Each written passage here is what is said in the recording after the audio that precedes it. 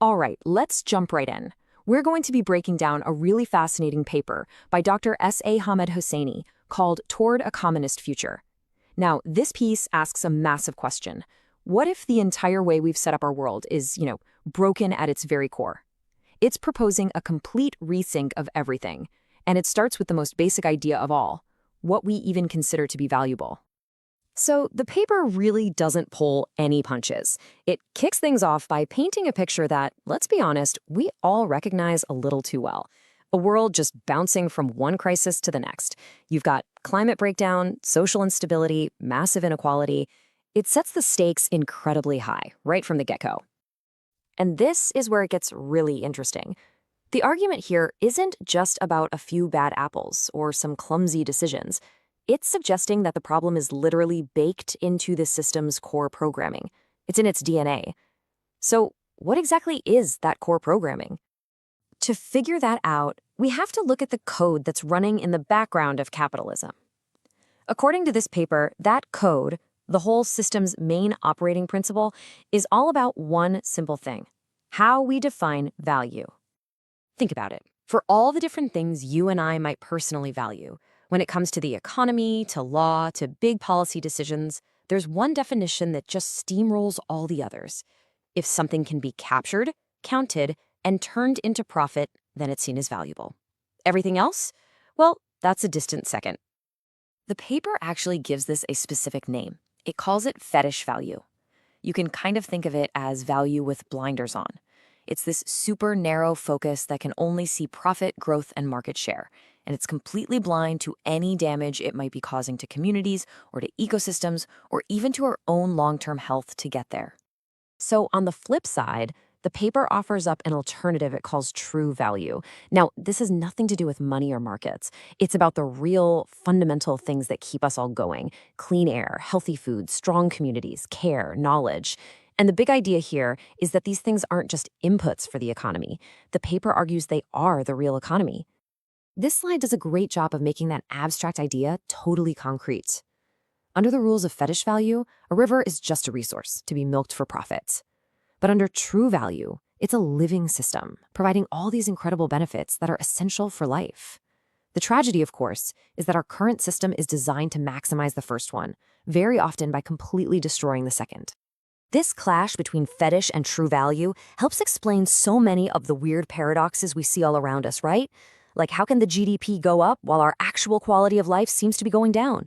It's because the system, as the paper argues, is built from the ground up to measure and reward the wrong things.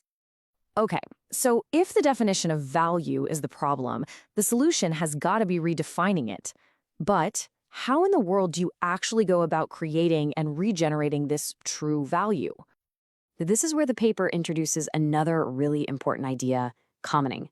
And it's crucial to see this as a verb, not a noun. It's not a thing, it's a process. It's the active, collective work of nurturing true value, of us organizing ourselves in a way that actively sustains the conditions for life to thrive. And to really get what commoning looks like in the real world, the paper suggests we should look to the original experts on sustainability: nature itself. I mean, a forest isn't just a collection of trees all competing with each other. It's this incredibly complex cooperative network.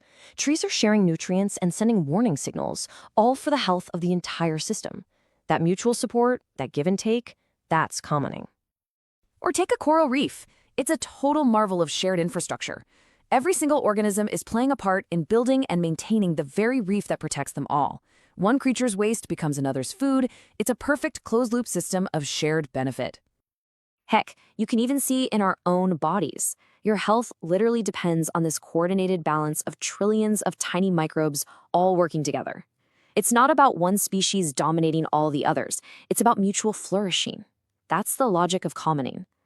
So, if commoning is so natural, how did everything get so twisted? The paper breaks it down into this four-part process. The framework is actually based on Aristotle's four causes, but don't worry, you don't need a philosophy degree for this. The book cleverly reframes them into four really simple questions you can ask about how anything is made.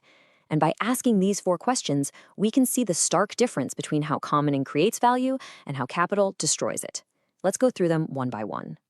First question: who or what is doing the making? From a true value perspective, the answer is, well, everything. It's this amazing collaboration between people and the wider living world. The farmer working with the soil, the bees, the rain. But what does capital see? It sees only one thing: exploitable labor. That whole incredible web of creativity gets flattened and reduced to just another cost on a spreadsheet, something to be minimized to maximize profit. Okay, question number 2. What's it made of? In a true value world, the raw material is livability itself: the fertile soil, the clean water, the very conditions that allow life to flourish. But capital looks at the world and sees a mechanical nature. It doesn't see living soil. It sees dirt, just an inert substance to pump full of chemicals. It doesn't see a living river. It sees a certain number of cubic meters of H2O to be allocated and sold. Third, how is the whole process organized? The pattern for true value is what the book calls conviviality, which is just a fancy word for living well together. It's about relationships of care, of reciprocity. What does capitalism give us instead? The consumer-producer rift. It shatters those relationships and replaces them with these massive, anonymous supply chains that make sure we have absolutely no connection to where our stuff comes from. Care gets replaced by a price tag. And that brings us to the final and maybe most important question. What is it all for? What's the ultimate goal? For true value, the goal is well living. It's a dynamic, adaptive process of keeping the whole community, human and non-human, healthy. But for capital, the goal is brutally simple and rigid: profit maximization. That's it. Full stop. It's a single obsessive goal that ends up trampling everything else in its path. And the paper gives this whole destructive process a name: decommonization. It argues that this is the engine that drives our current system. It's this machine that systematically takes things with true value, like a healthy ecosystem or shared knowledge, and grinds them down into fetish value to fuel capital. But, and this is the important part, the paper does not leave us there. If we can actually name the problem, then we can start to map a way out of it. And that path is all about actively reversing that destructive process. So the antidote is recommonization. Simple as that. It's about consciously and collectively rebuilding our world around true value, reclaiming our creativity, healing our ecosystems, and strengthening our communities. And the strategy for this is a really smart two-pronged approach. On one hand, you build the future right here, right now, through these practical, local alternatives that show everyone a different way is actually possible. And on the other hand, you build the political power you need to protect those alternatives and change the rules of the game on a much larger scale. And here's the kicker: neither one works without the other. The ultimate goal here isn't just to take over the state, but to fundamentally change its job description.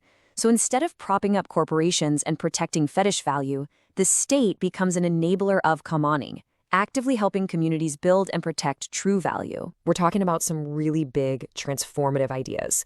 Things like giving legal rights to rivers and forests, mandating that companies are owned and run by their workers, pulling essentials like housing and water completely out of the for-profit market, returning land to indigenous stewardship, getting rid of patents and copyrights so knowledge can be shared freely. I mean, this is a roadmap for fundamentally rewiring the entire system.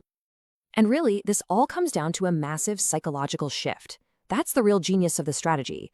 It's about fighting that feeling of helplessness, that old "there is no alternative" line. The goal is to get to a place where people can look around and say, wait, we're already building the alternative. It's right here. It's about making hope tangible. This quote just absolutely nails the psychological shift that has to happen.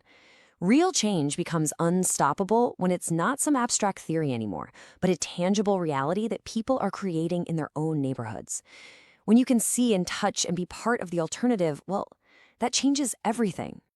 And that's the final powerful question this paper leaves us with. It completely reframes the whole debate. This isn't about sitting around waiting for some new system to appear. The core argument is that we, in our communities, working with nature, we are the real source of all value. The power to decide what's important is already ours. The only question left is, are we ready to use it?